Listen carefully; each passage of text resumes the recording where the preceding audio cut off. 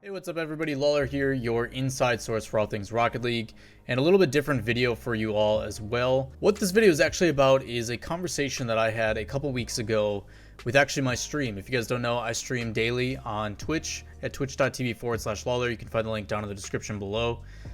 We'd love to have you guys come join in conversation because a lot of these topics are more so open-ended and your feedback kind of dictates what I end up talking about in some of these videos. But the big conversation that we got into is what makes you a fan of the team that you represent or the team that you back and support. And it led to a lot of kind of conversations about some things that we don't necessarily, I guess, focus on, along with the fact that there is differences between traditional sports and esports teams. Obviously, there's a lot that come to mind immediately, and we'll kind of touch on those.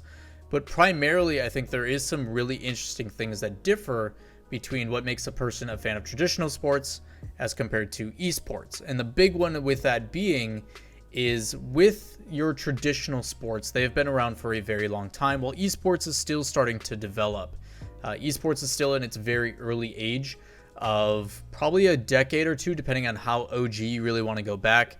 I mean, some of the earlier teams like Team Liquid were founded at the start of the 2000s, in literally the year 2000. So again, I think unless you've really adopted it early, a lot of fans, especially for Rocket League, are new to the whole esports demographic. As you guys know from my video yesterday, I'm a big supporter of the Green Bay Packers. I'm born and raised in Wisconsin. It is the only team I've known my entire life.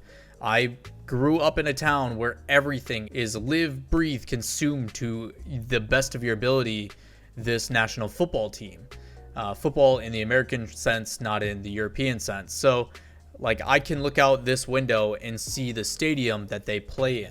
It's something that's very much so ingrained in my community and where I come from. So I don't know anything else but supporting that team because it's been a part of my life all 29 years I've been alive. Whether I knew about it or not, the Packers were a part of where I come from.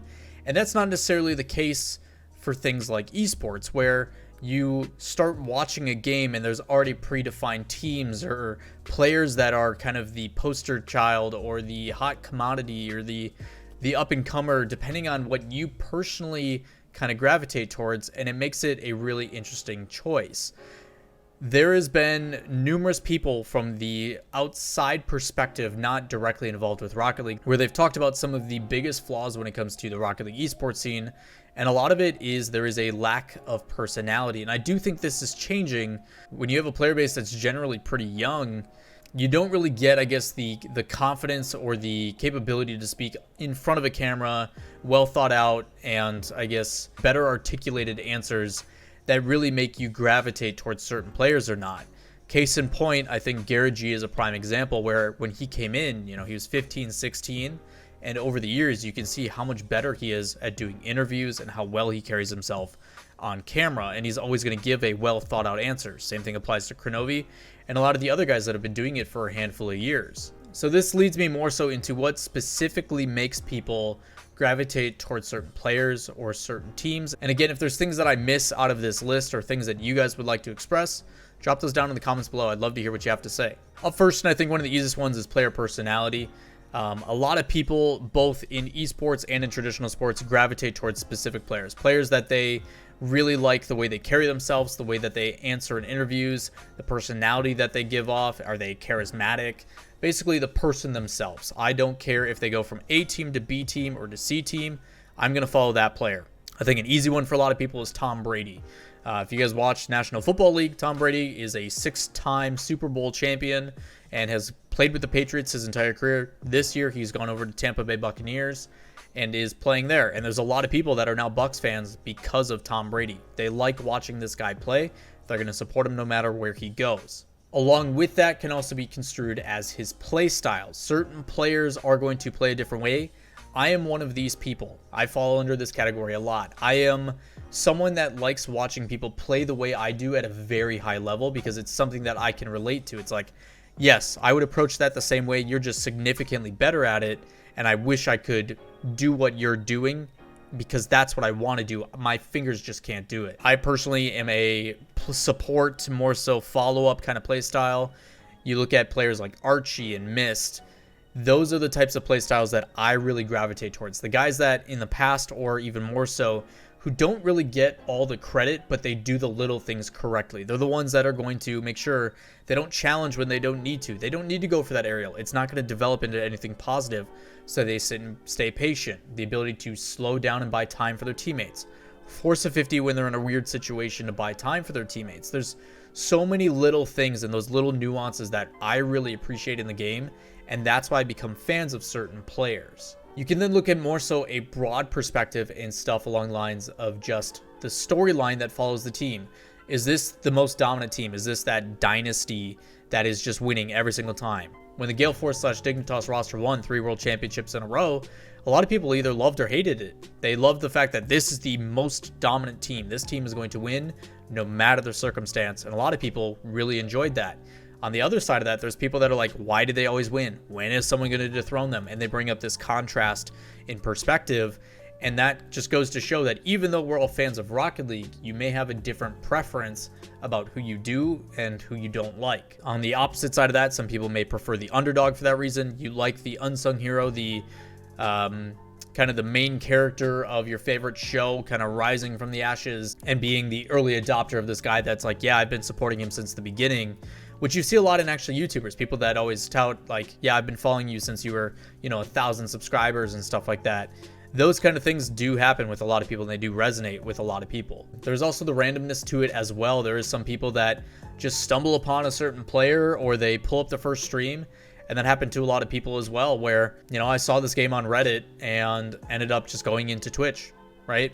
As a person that had no idea about what this game was, had no clue, I'm going to go and do my research. I'm going to go and see what this game is all about. And for me personally, a lot of it has to do with gameplay. So go over to Twitch, see who's streaming, and you just automatically see the guys at the top. That's how you end up becoming a fan. You don't know who they are, what their background is, why they are there, but because they're towards the top of the list, and this is kind of a thing with Twitch in general, you end up becoming a fan of those guys that are already at the top. And in this case, it was part of the reason why Kronovi became one of the biggest guys, or the poster boy of Rocket League.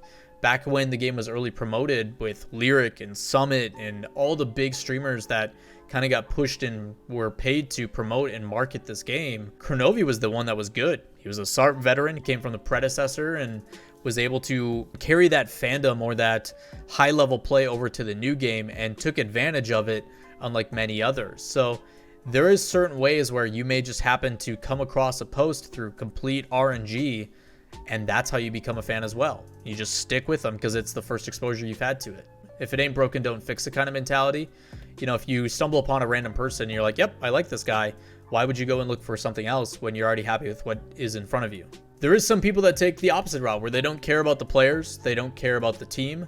The only thing they do care about is the visual representation. Some people just enjoy the branding or the logos or the way the team looks aesthetically. A lot of people do this with Cloud9, where they follow Cloud9 just because they love the branding. Same thing with 100 Thieves as of late, where it does not matter what this team does, what they're involved in, their performances. I simply enjoy this team just because of the way they look.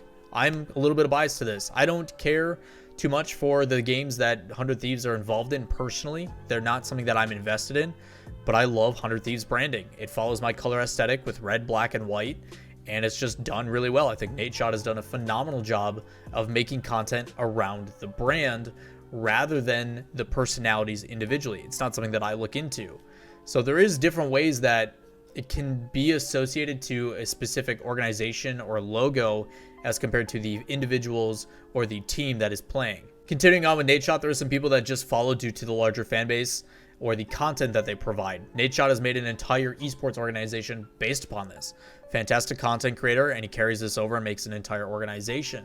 There are certain players that, based upon watching YouTube content and the way that they consume that content, players like Squishy Muffins and Rizzo and others have made their name by their content. You look at people like Musty. Musty, again, developed a mechanic that became really popular, and he carried that through to give himself over 1 million subscribers on YouTube. That's a phenomenal job. He's worked very hard to get where he is, and now a lot of people will support him no matter the argument, whether it is on one side or the other, whether there is a basis of fact behind it or not.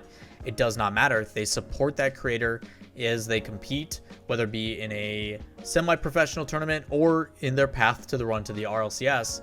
It does not matter. Facts and results do not matter. This is the best player, and they will always be the best player. And that bias isn't necessarily a bad thing. Having a bias towards a certain player is how fandoms occur, and I think that's something that we are trying to get into when it comes to Rocket League. Ultimately, we still are very young in the esport and with the circuit system. And the reason why I guess I'm bringing up this video in the first place is we are seeing more Rocket League at a competitive level than we've ever seen before. In the past, we would get maybe 1 to 2 matches to a particular team a week, and now we're getting 5 to 6 a day, multiple times a week, depending on if they have regionals or not, or if it's just the grid. So the level of competition is not only increasing at a very rapid rate, but you are also getting the exposure to these players and these teams and their play styles at a significantly higher level. And I think now is a better time than any to kind of, I guess, and this is me posing a question to those that are taking the time to watch, which I greatly appreciate. What makes you a fan? How do you decide personally what you like and what you dislike when it comes to a team? Is it an individual player? Is it their logo and their branding? Is it their play style? Do the particular players have a play style? Is there a personality that you like or dislike? I really dislike this guy does this stuff on social media. I don't want to support him. Is there certain things you're willing to look past because of the way that the team performs? Is there certain things like that that resonate with you as an individual that allows you to determine what I like and what I dislike? And I don't think there's ever a wrong answer for this. It's an entirely subjective thing. People are allowed to like whatever they want to like, and as long as you're respectful, I honestly don't care. All said and done, I hope you guys are starting to think about what makes you a fan of certain teams or individual players and how you are going to choose to support them, because I've seen a lot of conversation lately about there is too much, it is overwhelming, I don't know how to support. And at this point I pose the question, who is your favorite team? Do you have a backup team you'd like to support? And are you sticking to just one region or multiple regions?